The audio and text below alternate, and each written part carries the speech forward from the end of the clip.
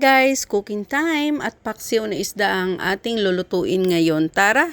Good evening guys and welcome back to my YouTube channel, and this is Lilian Herbert channel, and for today's vlog guys ay magluluto tayo ng paksiw guys. At ito ang ating gagamitin, bawang. Ayan, maraming bawang.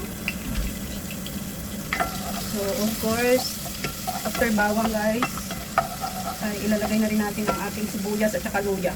Ayan. Ayan. Ang ating isda ay maliit lang naman yun guys, pero masarap pa rin yan kasi nga ito ang ating isda guys, oh, hiniwa ko yung parang marot. Ayan, oh, hiniwa ko, yan. So nakababad na ito sa suka guys, at saka salt and black pepper and chicken powder. Ayan, so isasalang na lang natin to pag mag-ayos ng ating ginisang sibuyas, bawang at luya. Ayan guys. At so ayan guys, nag-brown ang ating garlic, ginger at saka onion. So kunin ko yung kalahati nito guys, kasi ilagay natin sa top mamaya. Ayan, ito sa ilalim.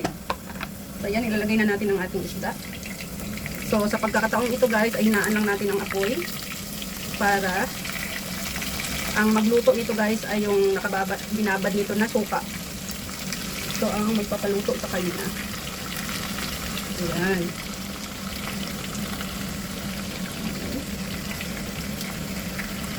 Ganito lang guys ating gagawin.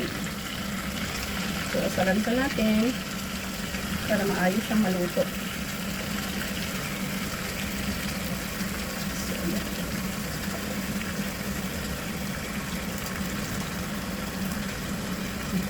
So yan yung binabad nating suka, paminta at saka yung ano niya, chicken powder.